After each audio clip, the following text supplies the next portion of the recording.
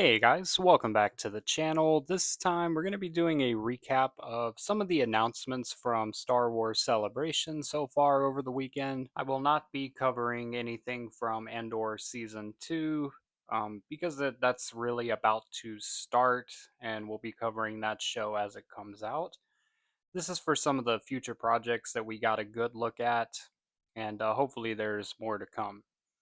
So, first off, we got a better look at the Mandalorian and Grogu movie set to come out next year. This will be the first Star Wars film installment in quite some time.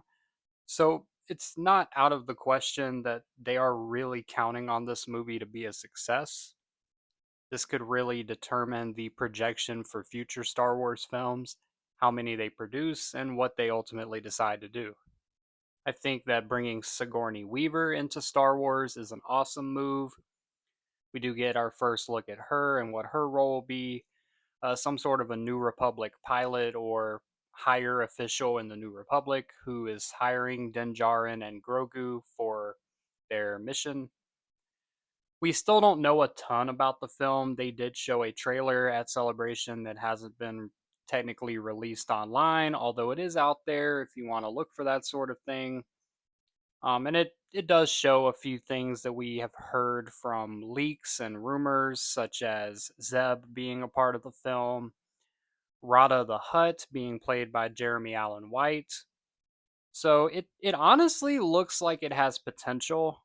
I'm a little bit anxious because I'm worried they're going to just translate one or two episodes of The Mandalorian and just kind of throw it on the big screen as a movie. I really hope that this looks and feels like a feature film, not an excessive use of the volume or a very small scale story.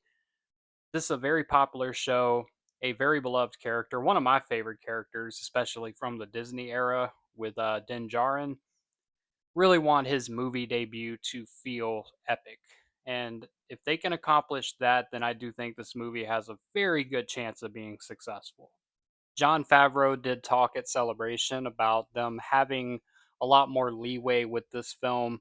You have a bigger budget, you have more time to work on it, so you're able to do a lot more than you can in the TV series episodes. And I really hope it shows. I really hope that this was made with care and not just a quick cash grab to profit off of the Baby Yoda image, which on the surface kind of does appear that way, but they know what's popular and they probably just wanted a really surefire movie after the reactions to the sequels, not having a film in 6 years. They really wanted to come back with something that they know fans will appreciate. And The Mandalorian in general has been very well received, especially the first two seasons. So hopefully they nail this one. I'm excited. I'm just excited to be able to go back into the movie theater and see a Star Wars film on the big screen. So really hope this one turns out well. The next announcement, Ryan Gosling has been rumored to be in talks to star in Sean Levy's Star Wars project for quite some time. We got that confirmed with Ryan himself appearing on stage at Celebration, as well as a title and timeline for the film, Star Wars Starfighter. Not to be confused with the old Star Wars Starfighter game that they're basically taking the name from, but yeah, Sean Levy will be directing this. I don't know how I feel about films set in the sequel time frame. Obviously, it's supposed to be set about 5 years after the rise of Skywalker, so it has potential to be a really good standalone story. And that seems to be what they're going for with it. It's not planned to be part of a trilogy or anything like that. And that's not saying that sequel characters like Rey or Finn or Poe, could potentially show up.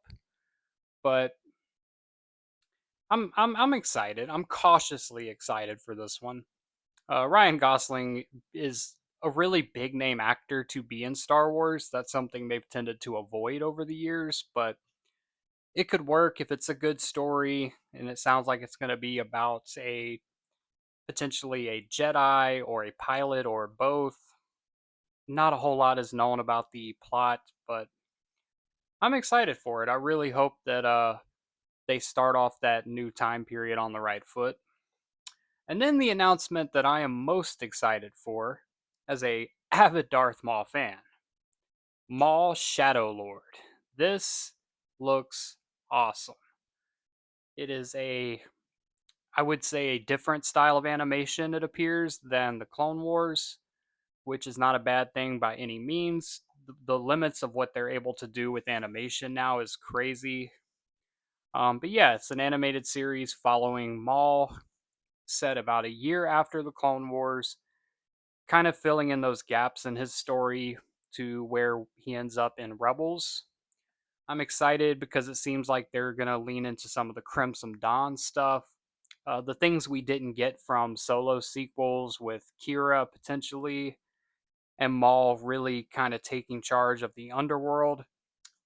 Combine this with Tales of the Underworld, and that seems to be a theme that they're really leaning into. So I'm excited for that. I really hope that it's dark, it's gritty, that we get to see a lot of Maul just being this ruthless crime overlord. I think that's pretty awesome, and I'm excited for it because they've really nailed a lot of the Lucasfilm animations. Always excited for a good long running animated series. But yeah, that's going to be it for this video. As more comes out and there's more to talk about, we will continue to update you. I appreciate you watching. If you're not subscribed, hit that subscribe button. You don't want to miss out on any Star Wars content we got coming your way. And as always, may the Force be with you. Now let's blow up that like button and go home.